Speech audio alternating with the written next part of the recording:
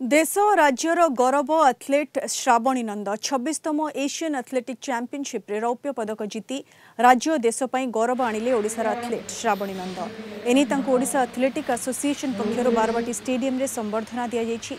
Odisha Olympic association संपादक अभिजीत पाल और Odisha athletic association संपादक आशीर्वाद बेहेरा उपस्थित रही 50,000 टंकार चेक प्रदान करने सह श्रावणी को संबर्धित करथिले। 8 वर्ष पर देश को मिला एशियन एथलेटिक चैंपियनशिप रे रौप्य पदक एने खुशी जाहिर कले श्रावणी। यह अवसर में बारवाटी स्टेडियम परिसर में एक एथलेटिक कम्प्लेक्स आसंता जुलाई मासर आरंभ होगा जाउथिबा घोषणा कले ओडिशा एथलेटिक एसोसिएशन संपादक आशीर्वाद बेहेरा।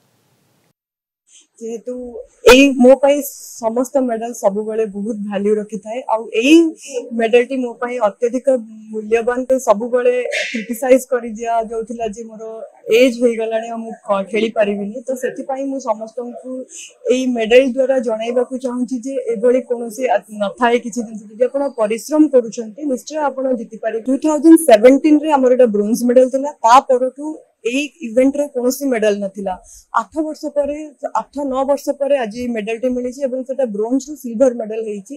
तो मु मोर जो जेते जण टीम मेंबर थिले मोर रिलेटिव रे समान को मध्य मु बहुत धन्यवाद जणाइबी।